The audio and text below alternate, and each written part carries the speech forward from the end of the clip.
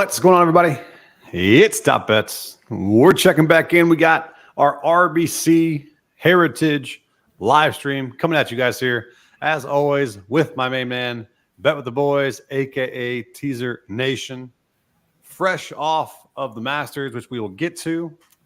Congrats to Scottie Scheffler, and congrats to all the Scottie Scheffler backers out there. I had to jump on the train on Sunday. It was just inevitable. So I got him at like a live minus 115, hammered it, and doubled up and basically moved on because it was just there was just no way around Scottie not getting it done Sunday at Augusta. What did you think overall of the Masters, Teaser? Yeah, I mean, it was good. I mean, Sunday wasn't, when you got to the back nine, it wasn't like as fun. It kind of like broke away a little bit. I kind of wish we had like a closer finish, but betting wise, I think obviously VIP, if you're in there, anyone, we did pretty well. Placements did good with the Zalatoris. Cam Smith played well. So once again, the Masters pretty much served predictable. Like overall, I would say Homa a lot. Some people were on him, but that was kind of the outlier. Everyone at the top plays well there. Cam Young, Cam Smith, even I guess Hogard was a little, but O'Bear was kind of a surprise, I would say. Guys who missed the cut. We called Wyndham Clark missing the cut. That was super easy. He got humbled a bit, like we were talking about before the stream. Yeah, that was nice to see a little bit. He was walking around with his chest out a little bit too much, and then he was talking smack on the live guys, and then it was like, you don't even need to play 54 holes, bud. So the surprising was, I mean, JT meltdown on Friday to miss, but DJ was surprising to me. I guess he just wasn't. I mean, 14 overs, a little excessive, so I didn't think he would win, but that was kind of a horrid showing from him. So it was overall it was a tough weekend. So I enjoyed it. So the struggle on Thursday and Friday with the wind was an intriguing thing to watch. Then you just saw the ball strikers that were on cue were very, very good during the wind, and then you saw JT, DJ, and Spieth just absolutely, kind of shit down their legs. So. And Burns, that's easy too. And Burns, yep. But overall, obviously, you can't complain about the Masters at all. It was some people say it's anticlimactic, but man, the guy the best golfer in the world won the best golfing tournament in the world. I mean, it was inevitable. So, congrats to all those Scottie Scheffler backers. Let us know in the comments if you guys had a successful Masters tournament as we did. We had a couple sweeps for round matchups. Those round matchups were kind of cake in my opinion. We were talking about it before the stream, but we were both on. We never even talked on Sunday, but we were both on Cam Smith over Benny On. I mean, we hammered that, and then just multiple times we could hammer Tiger in the later rounds. We had Hatton over Woods, and just. I kept betting Tommy Fleetwood over Cam Young, and he pushed a couple of times, and they finally got him on that last day. But I was like, Fleetwood's going to be top 10, top 5. He's playing phenomenal. And then Cam Young just has those typical roller coaster rounds where bogey, eagle, birdie, bogey, bogey. He's just very inconsistent. That's why he's just never going to win, in my opinion. Yep. But let's move our focus to what everyone is looking forward to the most is the RBC Heritage Tournament, which is another signature event. So it brings back a lot of these big names for that just played in the Masters, basically. So this tournament is very, very interesting, and it's very predictive, again, like kind of Augusta is. Did you have Fitzpatrick last year? I swear we hit an outright in this, or maybe I did. I had who was he in the playoff against? Was it Cantley? It was Spieth. I had one. I had Spieth. I didn't have. I think you had Fitzpatrick. I think we were both came into it, and we were like, we texted each other like, well, at least one of us get an outright. I think this is the tournament. Yeah. So we're gonna look for another one tonight. If you guys are tuning in on X, make sure you guys leave a comment, hit that repost, and then if you guys are on YouTube, hit that thumbs up and leave a comment. Love to hear from you guys. If you're watching on the replay, leave a comment. We will comment throughout until lock on Thursday morning. So, Teaser, take it away with the golf course and what stats we're looking at this week.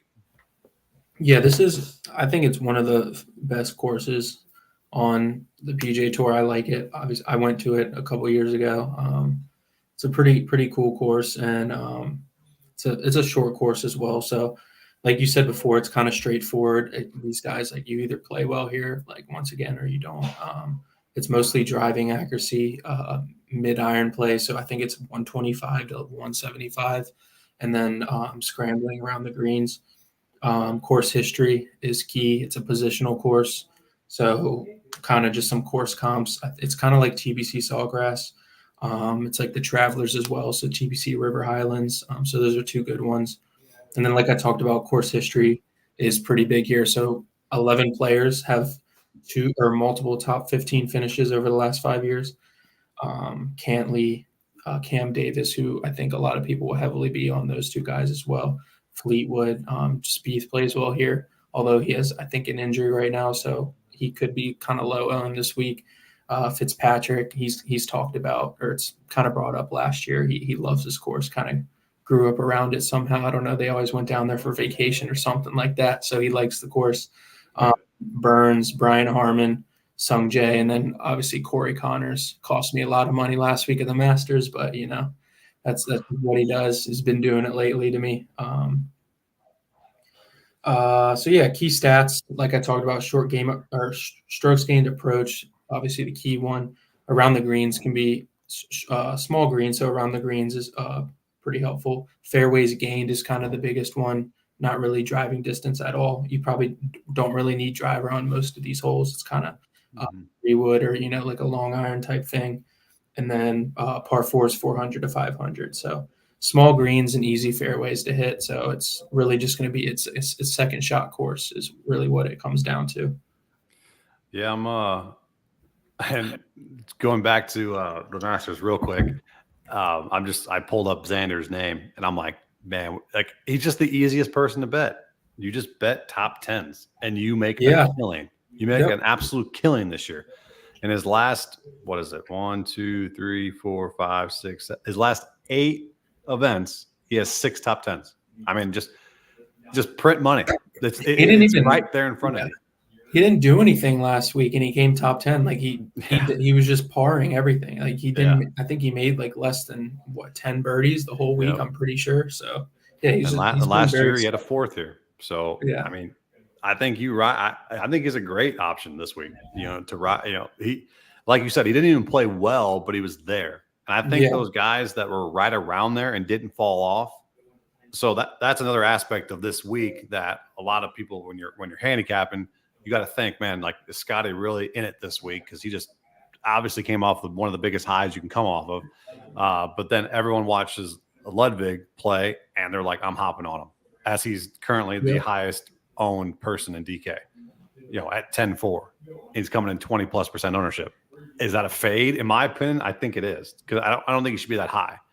And then the second guy rated right now is Cam Young, which I think is a gamble. If you're playing high risk, 100% you play him, and you just pray that he gets up there. But overall, you're just kind of hoping there. You have no clue how he's going to bounce back from there. But then that's Xander, and he comes in at top 3 in ownership at 10-8, one of the highest golfers behind Scottie at 13-3. I think he's a great pivot from Scottie getting. And Scottie, I mean, Scottie's only getting 12% because I think everyone's on the same wavelength.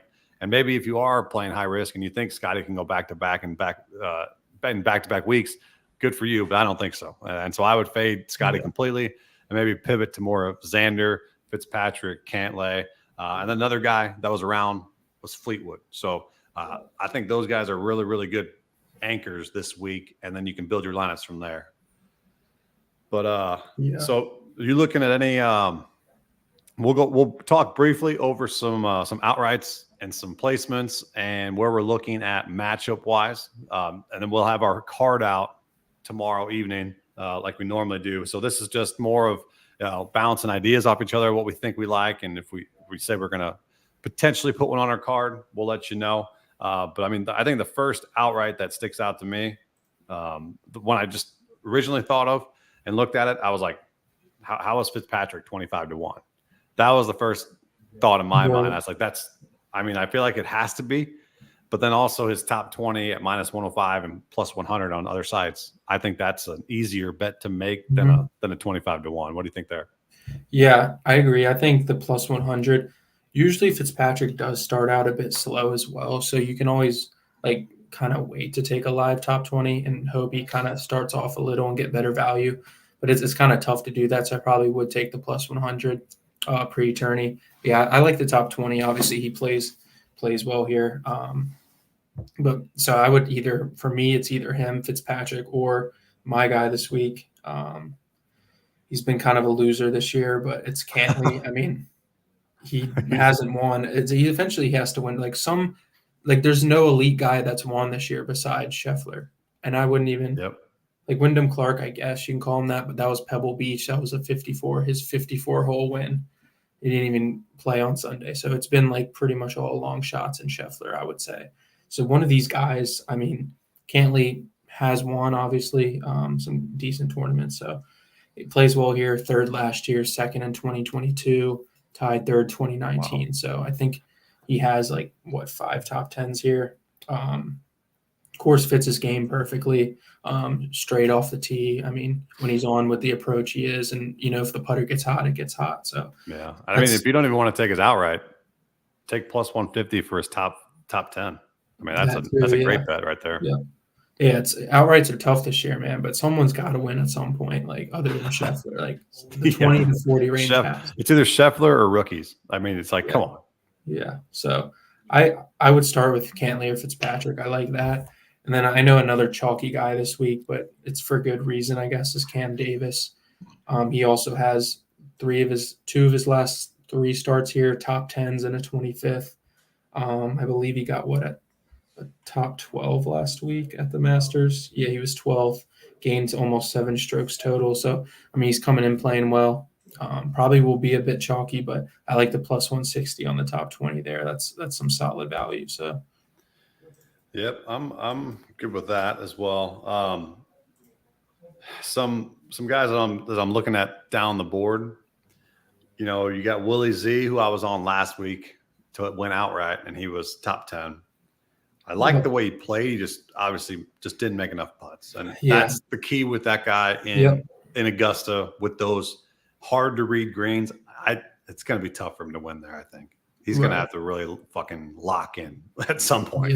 Yeah. Spieth, who plays very, very well there, 28 to 1. Biggest disappointment for me last week. Do you go back to him? We always say that. Do you go back to him? He had his extra rest for his injury that I think is actually affecting him more than what he tells people. But I probably will lay off of him, even though he's still garnering 10 to 12% ownership in DK, which is usually an indication for me to hammer him. But I just think right now with his game, I don't know. It's tough. Yeah, it's he's all over the place. I mean, here you can kind of get away off the.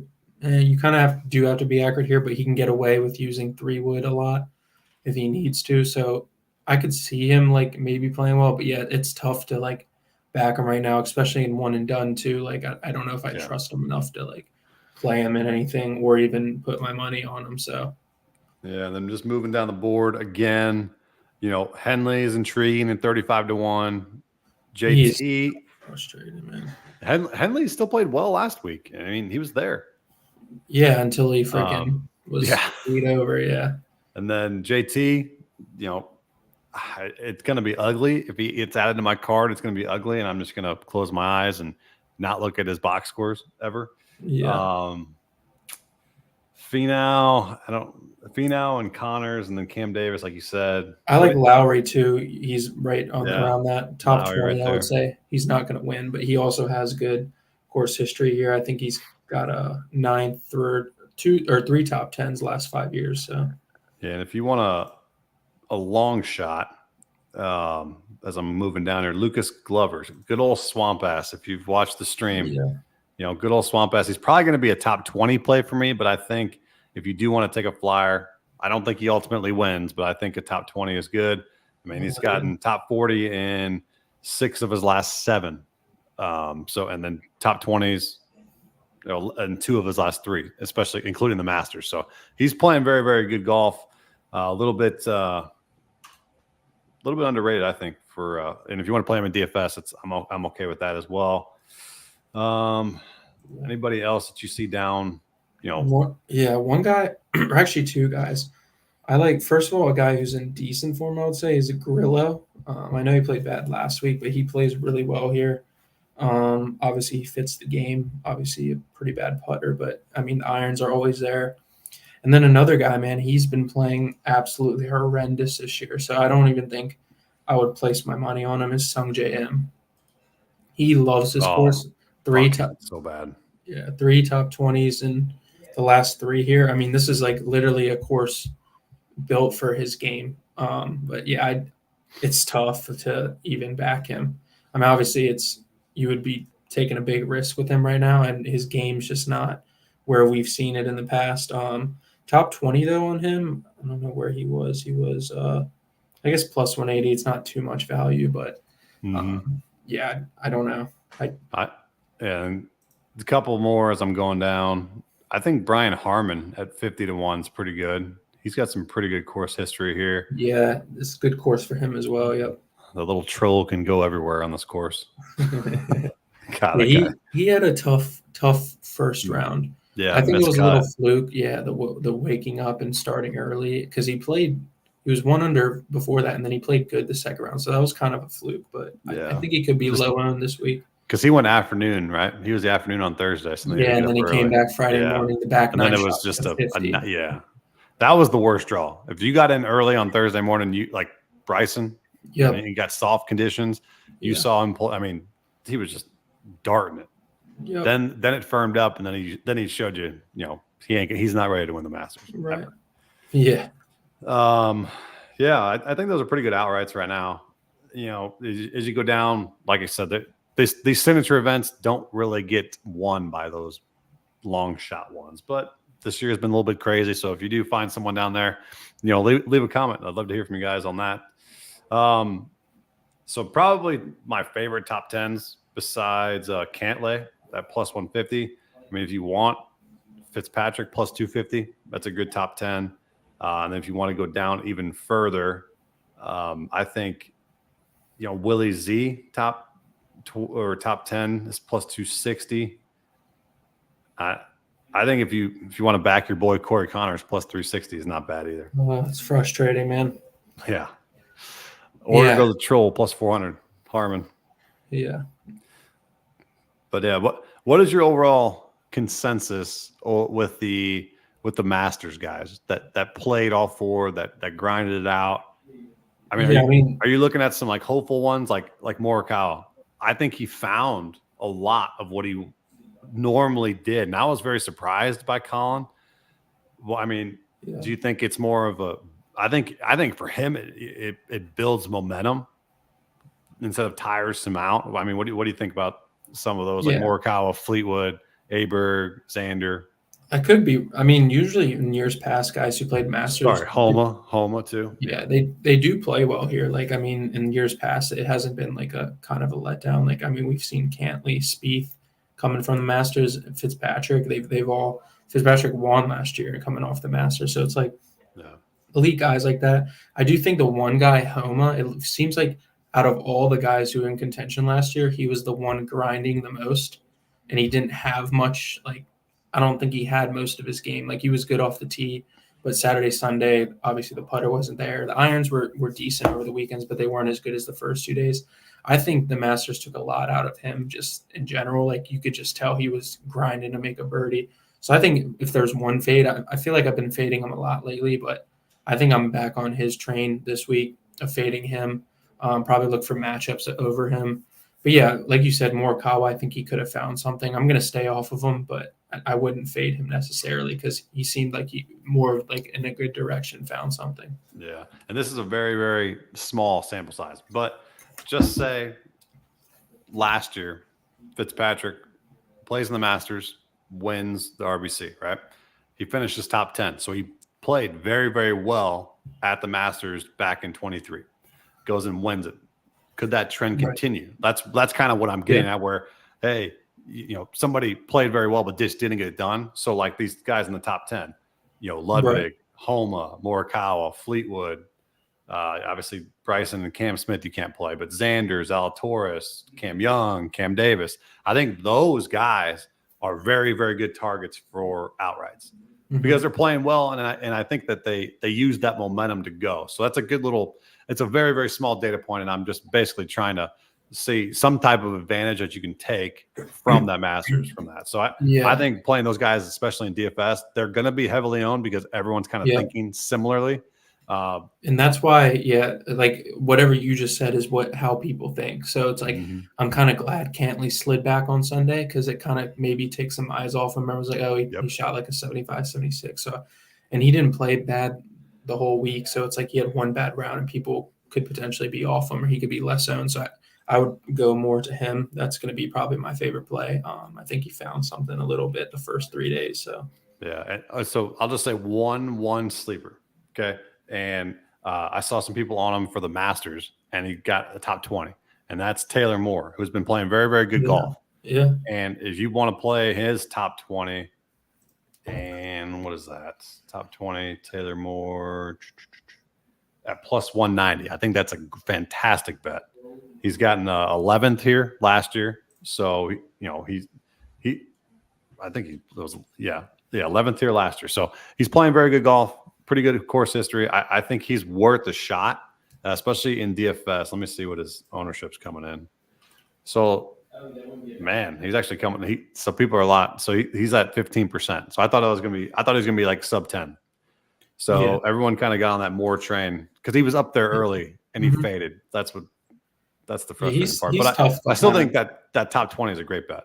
Yeah, I don't hate that either. He's tough to bet though. Like I still don't really.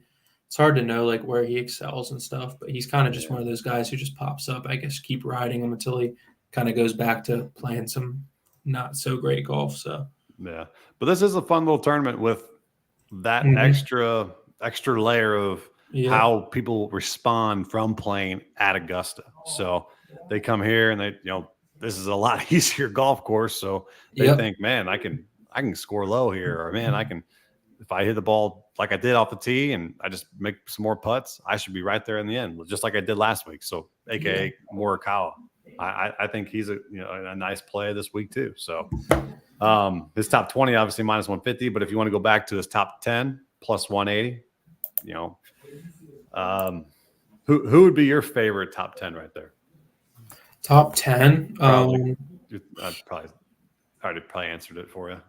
Yeah, I mean, you kind of went over a lot of them, but it's like, I don't know, with Xander plus 110, I don't know if the value's there. I mean, I guess I would say Cantley plus 150. I was just going to say, Cantley, Yeah, I mean, I would say, or even honestly, Fitzpatrick, even more value at plus 250. I didn't even think it was that great. With the fantastic course record, so you can't beat that. I don't hate that. Maybe like, if you look down at the list, like a Cam Davis 4-1, I would say. Yeah, so I would kind of target those guys. It's one of those weeks where we're just eyeing a couple guys, but. All right, so let's finish up. Let's talk about some matchups that we're looking at for the tournament. As always, I'll have my round by round matchups given out to the VIP Discord. So if you guys want to have that, make sure you join with the link below. Use code ODT50 for 50% off the first month.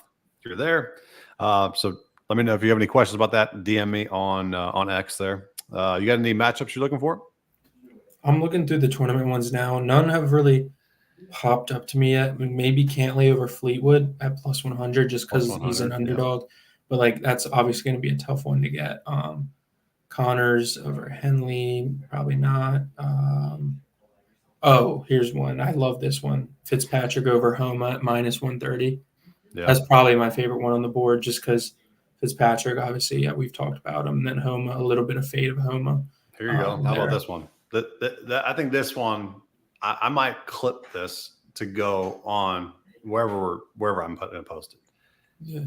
But let's take Xander over Scottie, plus 160. Let's do it. Oh, God. Let's just fade Scottie. Come on. It's the perfect time. He might even have to withdraw. Who knows? He'll be out. Let's do it. Xander plus 160. That's probably the best value you can get. right there, betting against Scottie off the Masters high. Xander should play well like he usually does, no matter what the tournament is. So yeah, Xander plus 160. I'm taking that. I don't care. I don't know if I have the balls to do it, but we'll see. I'm gonna use my $1,000 that I want off of Scottie and just put that on there. How about that? Yeah, the whole tournament. Yeah, literally. That's tough, man. I mean, yeah, I guess those are it for me, really. There's some tough ones this week. Also, the signature events kind of suck because there's not really like a cut. So, I mean, you got to be 10 strokes within. So it's kind of hard to like miss a cut here. So it's like you kind of have to sweat one out. Yeah. Willie Z over Spieth is not bad either. I did like that one, but it's tough. You're really hoping that Spieth is back to being hurt like he was. So it's funny though. I had a tournament matchup last week. It was Willie Z plus 150 over Spieth, and that was like now he's minus 120 all in a span of 1 week, which is kind of insane. But yeah, Spieth misses the cut. Zalatoris top 10. Boom. Yeah. Books adjust a little bit there. But yeah, those are some good. I'm for sure betting Xander. So maybe we'll clip it and show like the bozo the clown after Scottie wins again. But maybe I wouldn't put it past him to freaking put a top 5 on the board again. But right.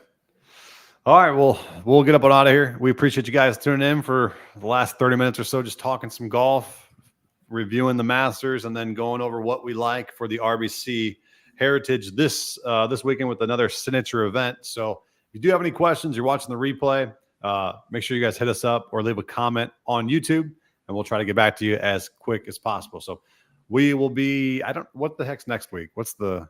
it's the Zurich one, the two-man one. So we'll see. If we have a really, really good tournament, we'll be back. We'll see. We'll be back. We'll let you guys know. We appreciate you guys tuning in each and every week, and let's have some. Let's cash some more tickets, and let's get after it. We'll see you guys. Peace.